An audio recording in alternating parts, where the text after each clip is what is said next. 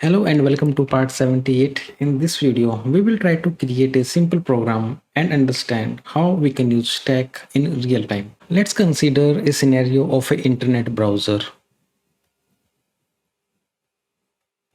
Okay, so how internet browser will work? When you enter a URL, right, and you will visit that page, right, that page will open and you will see that page. And when you enter a second URL, let's say URL2, then that page will open and you will see that new URL, right? This was first and this was two. Okay, so and when you hit on back button, so in every browser we will have a back button. So what will happen? The back button, on click of back button, we will open the URL1, right? Let's say you have visited page 1, page 2, page 3, page 4, right? At page 4, you have hit the go back button, right? Then we will go back to the third page, right? So what I'm trying to say here in the internet browser, when we click on go back button, we will follow the last in first out mechanism. So whatever URL you have visited recently, that you will be getting it, right? So if you have a stack of URLs, okay, so this is a stack of URL. So the URL that you will visit, go there, then on top of that, and when you click on go back button, the topmost URL will be returned, then the recent one, and then the last one. All right, so this is how the URL browser will work. Okay, so let's go back to Visual Studio and try to create or replicate this kind of scenario using stacks. Okay, so I have opened up my Visual Studio. So let's first create a stack that can hold URLs. The URLs is of string data type. So we can create a stack of string data type. So I'm creating this stack at class level. So I will give public static stack, right, of string data type, and let's call it URLs equal to new stack. Okay, so in a browser, we will have two operations. In our browser, we have seen either we will visit a new URL or we will click on the go back button and visit the previous URL. So what I will do in this method, I will take a parameter of string data type and the parameter name is URL because we are taking a URL, and whatever URL user is visiting, that we are pushing in this stack of URLs. If you remember, we have created this stack with variable URL. So in that stack, we have pushed that URL that user is now visiting, and we are printing a simple message URL processed. So let's add the URL link also, which we have processed.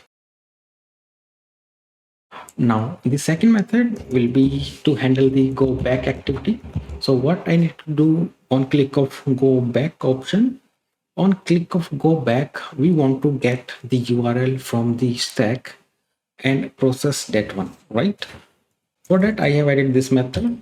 It is go back method. This will not take any arguments. First, we will check if the elements present in the elements is 0 or not. If it is 0, meaning stack is empty, that time we are saying there is no history left because nothing is there in the history. So we cannot click on go back button. And if it is not 0, then we are doing a pop operation. We are taking the last element that was added to the stack and storing it in the last URL and returning that last URL to the user. Okay, so now let's try to create a simple interface using our console.writeLine methods and console.readLine methods. So what we want to do, we want to ask the user if they want to visit a new website or they want to click on go back.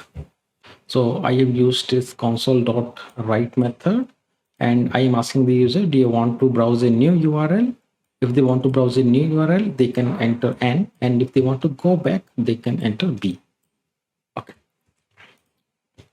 After that, I will store the user's input in a variable called input like this. So I have created a string input variable, and I'm using console.readLine to read a line from the user. Then I will check if the user has given N or B, right? Let's check that using if and else. So let's see what we are doing here. So in the if, I'm checking if the user has entered N. If user has entered N, it means they want to visit a new URL. So I am printing the message, enter the URL you want to visit. Okay. So I am taking the URL from the user, and once the URL is received from the user, I am calling the new URL method, meaning I will be coming here and pushing that URL to the stack, right? And if they have not entered N, and if they have entered B or anything else than N, that time I'm coming to the else block and I'm calling go back method, right? And if you remember, go back method will either return this string if there is no history left, or it will return the last URL that you have visited, right? So I will store the last URL in the last URL variable, and I will print that on the console using you visited last URL. Okay, so this is how I'm checking the user's input. So now let's run this program and see what we have achieved till now. So I'm getting the message, do you want to browse a new URL or you want to go back? Let's say there is no URL present in the stack, and if I still say go back, meaning I'm providing a negative scenario, I'm clicking on go back even though there is no history. Let's see what will happen. We will get the message there is no history left and program will terminate, right? Let's rerun the program, and this time instead of going back, let's say I'm entering N here. So I'm getting a prompt, enter the URL that you want to visit. Let me add twitter.com, and B, that URL is processed, and we are getting twitter.com here. URL process twitter.com because this method was called, right? And after that program was terminated. Yeah. And to simulate a real-time scenario, we want to do it in a while loop because we want to keep executing, or because we want to keep visiting new URLs, and we should allow user to click on go back also whenever they want. So let's put this in a do while loop like this. So I want to do this thing,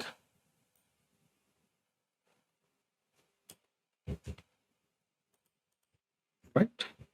Till the user want to continue. So let's create a variable here, string continue flag. Okay, let's initialize it to while. So by default, we will assume user want to continue, and we want to give a condition here while continue flag is equal to y. So we are continuing this loop till this flag is y. So let's ask the user if they want to continue or not. So here I'm asking the user if they want to continue or not. If they press y, it means they want to continue, and we will do the same operation again. If no, then we will terminate the program. Okay. So we are using a do while loop here, and now let's run the program. Now it is asking me, do you want to browse a new URL or you want to go back? I will select N so that it will ask me the URL to enter. So I am entering facebook.com. Okay, so this URL is processed and it is asking me, do you want to continue? Yes, I want to continue. Do you want to browse a new URL? Again, I will say N. Let me say twitter.com this time. Again, do you want to continue? Yes, I want to continue. Do you want to browse a new URL? Yes, I want to browse a new URL. And let me enter reddit.com. Okay, do you want to continue? Yes. Okay, now I don't want to browse a new URL. I want to go back, right? So what is the URL which is there? I have recently visited. I have visited reddit.com. So if I click on go back button, what will happen? Let's say I pressed B. So it means it has fetched reddit.com from the stack and it has printed you visited reddit.com, right? If you notice, first I visited facebook.com, then twitter.com, then reddit.com. So Reddit was at the top of the stack, and when we said go back here, it retrieved reddit.com and printed this here. Let's do this one more time. I will say continue, and again I will go back. This time I got twitter.com because before Reddit I was at twitter.com. Again, we are following the last in first out. We removed Reddit from the stack, then we removed Twitter from the stack. And if I continue again, and if I say go back one more time, this time we got facebook.com because Facebook was the first URL that we have visited, right? So in the reverse order, we are getting our URLs back. And if I say I want to continue again, and I click on go back again, this time you can see you visited, there's no URL left. There's no URL left in the stack because we have visited all the URLs that were there in the stack, right? And now I don't want to continue. I will just say end here, and this time program will terminate and it will close. Okay guys, so this was a very simple program to understand how stack can be used in a real-time scenario. In the next video, we will understand what is operator overloading.